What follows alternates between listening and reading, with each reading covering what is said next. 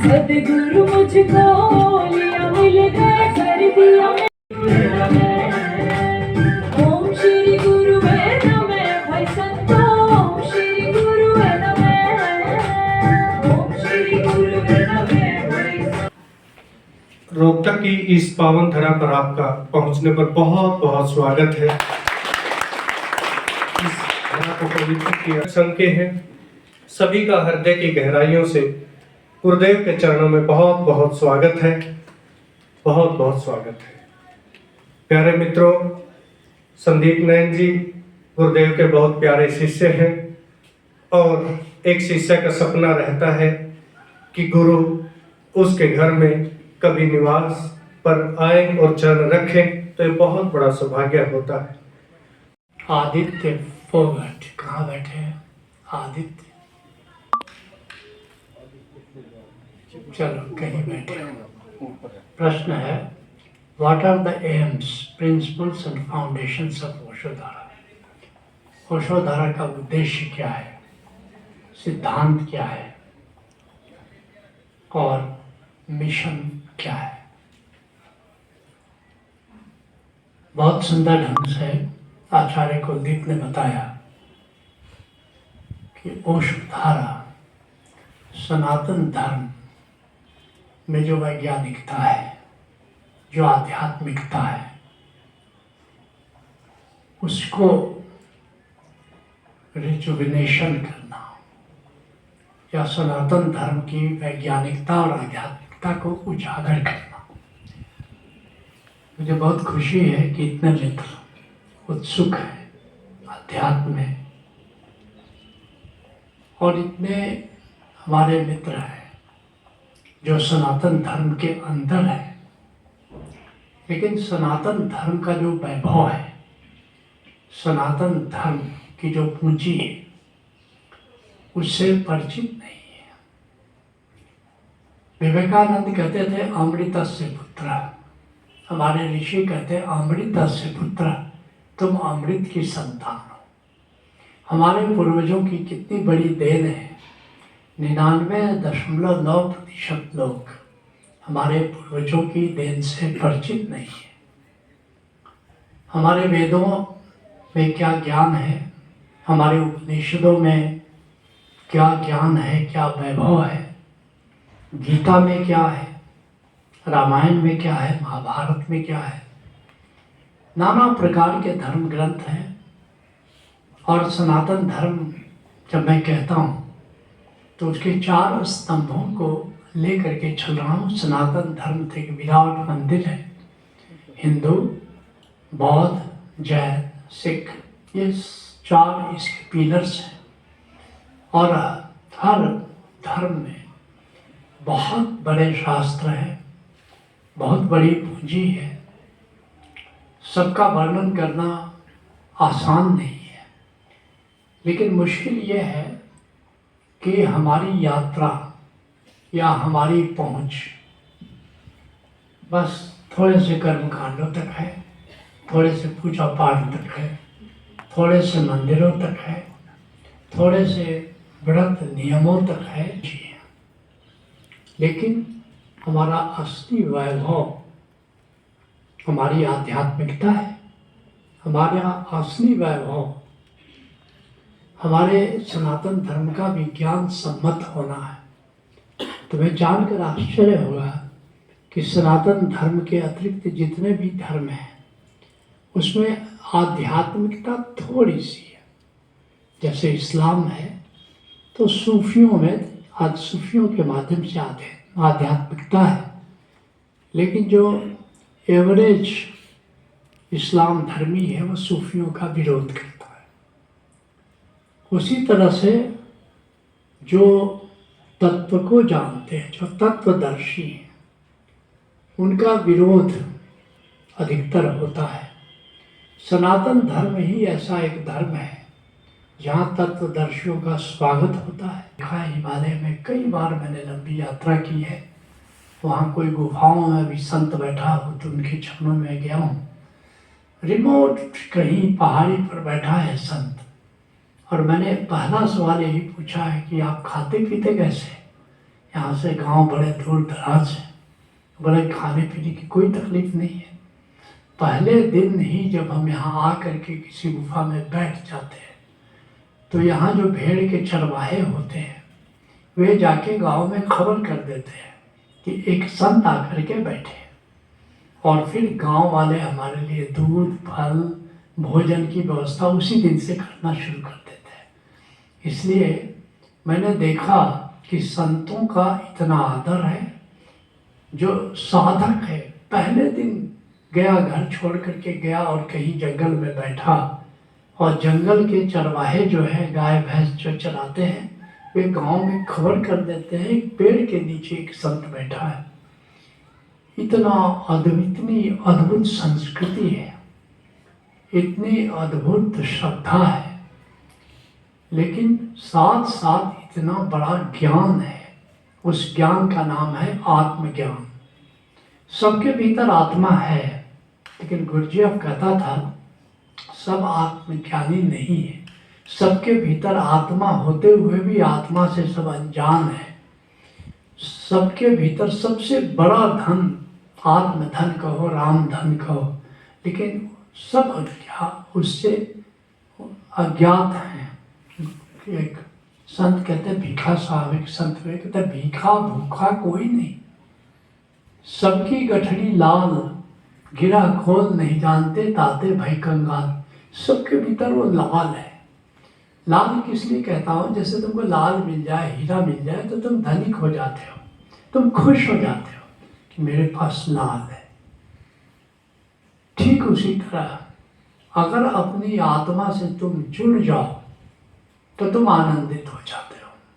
बल्कि पहले भारत के ऋषि महर्षि कहते थे, अब विदेश के जो विद्वान है वो कह रहे हैं हमारे युग की सबसे बड़ी लेखिका और बेस्ट सेलर रोंडा बॉर्न है।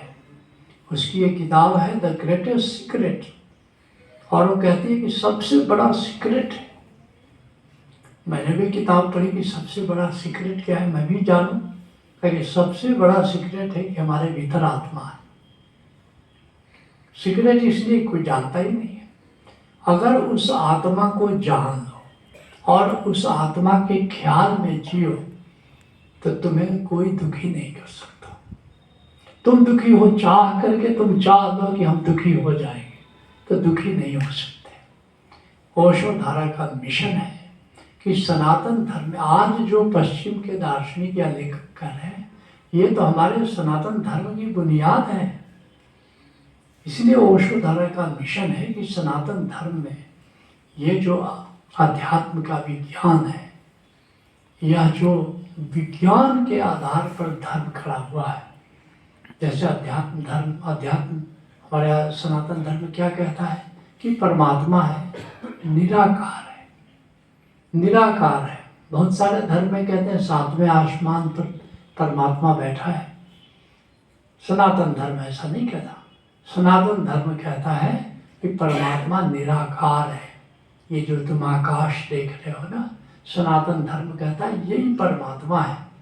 लेकिन जब तक इसकी जीवंतता को नहीं जानोगे, जब अधिकतर लोग मानते हैं कि आकाश तो जड़ है, जड़ नहीं है, ये चेतन है। अधिकतर लोग मानते हैं कि परमात्मा हमसे कहीं छुपा हुआ है। छुपा हुआ नहीं, वो तो प्रकट है। उसकी चैतन्यता को जब जान लोगे तो परमात्मा को जान लोगे, परमात्मा तुम्हारे सामने है। तो ये बहुत बड़ी बात है कि आज भी कोई नकार नहीं, सनातन धर्म की घोषणा को आज भी कोई नकार नहीं सकता कि परमात्मा निराकार है, परमात्मा विराट है। जैसे आकाश, परमात्मा आकाश है तो पर आकाश तो अनंत है, आकाश तो विराट है। आज भी कोई नकार नहीं सकता कि परमात्मा अचल है, परमात्मा कोई गति नहीं करता, और जो गति करता है वो माया का हिस्सा है। पर जब साफ कहते हैं संतो आए जाए सो माया, तो जो भी सनातन धर्म के प्रेडिक्शंस हैं, आज भी कहे विज्ञान की इतनी प्रगति के बाद एक भी बात को सनातन धर्म के झुठलाया नहीं जा सकता। इसलिए मैं कहता हूँ सनातन धर्म वैज्ञानिक धर्म है। सनातन धर्म विज्ञान पर टिका हुआ, विज्ञान सम्मत है। और आगे आने वाला समय में जो भी धर्म विज्ञान सम्मत नहीं होगा वह टिक नहीं सकता। विज्ञान का युग है, होना भी चाहिए। तो इसलिए सनातन धर्म कहता है कि परमात्मा निराकार है, निर्गुण है। विज्ञान कहता है कि यस, बिल्कुल ठीक है। आज भी सनातन धर्म कहता है कि हमारे भीतर आत्मा है, वो भी निराकार है, निर्गुण है। विज्ञान उसको झुठला नहीं सकता। विज्ञान कहता है, आज भी सनातन धर्म कहता है कि इस सृष्टि को चलाने के लिए एक प्रबंधन है, एक हुक्म है, देवताओं का एक जाल है। ब्रह्मा, विष्णु, महेश, भी नाम बदल देता है। वो कहता है कि जो क्रिएट करता है, जो डिजाइन बनाता है कि आदमी कैसा होना चाहिए, हाथी कैसा होना चाहिए, डिजाइन करने वाली एक सत्ता है जिसके अंदर करोड़ों लोग काम करते हैं। उसको कहता है governor of world of creation, जिसको हमारा ऋषि कहता है ब्रह्मा। ठीक ऐसे ही जो मृत्यु होती है, क्योंकि आज विज्ञान कहता है कि मृत्यु के बाद जो अस्तित्व रहता है, और अस्तित्व किस रूप में रहता है? स्पिरिट के रूप में, सूक्ष्म शरीर के रूप में। और हमारे ऋषि कहते हैं कि शिवलोक है जहाँ मरने के बाद हम जाते हैं, जब तक जन्म नहीं होता तब तक वहाँ रहते हैं। तो ये जो शिवलोक की सत्ता है और स्पिरिट का गवर्नेंस है, आज विज्ञान past life regression, life between lives, journey of soul, life between lives, Michael Newton की कई किताबें आ चुकी हैं। तो उसी तरह से ये जो लोग जो हैं, जो संत होते हैं, जो मोक्ष को प्राप्त कर लेते हैं, जो परम आनंदित होते हैं, निश्चित रूप से वे अलग एक लोक में जाते हैं जिसको हम विष्णु लोक कहते हैं। तो ये जो सत्ता है देवताओं की, आज भी विज्ञान अब मानने लगा है कि देवताओं की सत्ता है जो हमारे वेल बीइंग को देखते हैं। तो सनातन धर्म के जो मुख्य तत्व हैं वे सब आज विज्ञान की कसौटी पर खरे उतर रहे हैं। तो अपनी इतनी बड़ी संपदा से हम अज्ञान हैं, तो इसलिए ओशो धारा ने इसको रियलाइज करने के लिए, इन सब बातों का अनुभव करने के लिए कई कार्यक्रमों की रचना की है। और जैसे पहला कार्यक्रम ध्यान योग है या ध्यान समाधि जिसको कहते हो, जिसमें कि ओंकार का ज्ञान कराते हैं। क्योंकि सनातन धर्म का जो मुख्य तत्व है वो ओंकार है। ये धर्म नहीं था, लेकिन उसको वैज्ञानिक रूप उन्होंने दिया। वैज्ञानिक रूप दिया। तुम विज्ञान भैरव तंत्र अगर पढ़ो तो मूल पार्वती को वे उपदेश दे रहे हैं। बिल्कुल वैज्ञानिक नाम ही है, विज्ञान भैरव तंत्र, बिल्कुल वैज्ञानिक आधार पर दिया। और इस तरह उन्होंने पार्वती को जो उपदेश दिया वह उसमें सनातन धर्म का प्रवर्तन किया। लेकिन 2500 साल तक जब चक्का चला उस धर्म चक्र का, तो धीरे धीरे 2500 साल बाद उसकी जीवंतता नष्ट हो गई और वो चक्का करीब करीब उसकी रफ्तार थम गई। तो फिर भगवान राम आए और उन्होंने फिर से इस धर्म चक्र का प्रवर्तन किया, न्याय और सत्य की स्थापना की। तुम सब जानते हो, रामायण उनकी कहानी है। योग वशिष्ठ में वशिष्ठ और राम के संवाद द्वारा फिर से ये सत्ता स्थापित हुई। फिर भगवान राम द्वारा प्रतिपादित जो धर्म चक्र चला 2500 साल तक चला, फिर उसका रफ्तार कम हुई। भी भगवान कृष्ण आए और फिर अर्जुन के संवाद के माध्यम से, गीता के माध्यम से फिर सनातन धर्म की पुनर्स्थापना की, इस धर्म चक्र को आगे चलाया। फिर 2500 साल चला और इस धर्म चक्र का चक्का रुक गया। फिर भगवान बुद्ध आए और फिर उन्होंने कहा कि भिक्षु एष धम्मो सनातनो, जो मैं बात कह रहा हूँ वो सनातन धर्म की बात है। कि भगवान बुद्ध के हुए भी 2500 साल हो गए और फिर से उस धर्म चक्र का चक्का रुक गया। फिर ओशो आए, उन्होंने फिर से इस धर्म चक्र का प्रवर्तन किया। मुझे आश्चर्य होता है कि लोग सोचते हैं कि ओशो सनातन धर्म से हटके हैं, बुद्ध सनातन धर्म से हटके हैं। बातें कह रहा हूँ सनातन धर्म है। ओशो खुद कह रहे हैं कि जो मैं बातें कह रहा हूँ ये सनातन धर्म है। लेकिन हर प्रवर्तक जो नए सिरे से बात को करता है तो पुराने लोग सोचते हैं कोई नई बात या हमारे मेन जो मुख्य धारा है इससे कुछ हट के बात कर रहे हैं। तो ओशो को समझना हो तो जिन अनुभवों को ओशो ने किया है उन अनुभवों को जब प्राप्त कर लोगे तो फिर तुम ओशो को समझ सकते हो।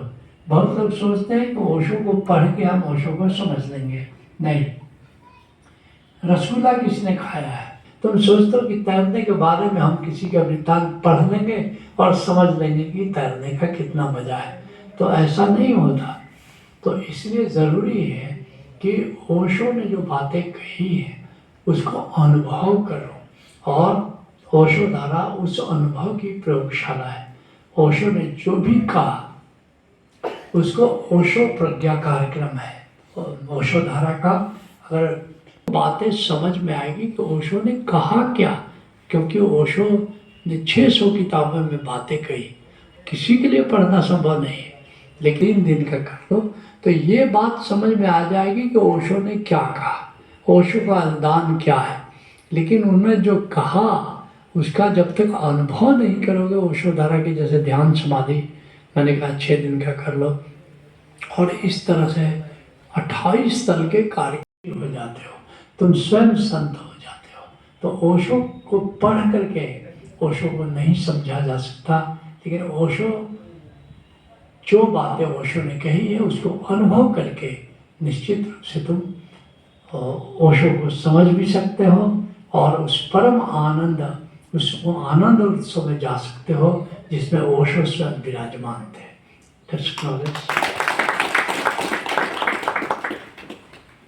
रवि बाल्यायन,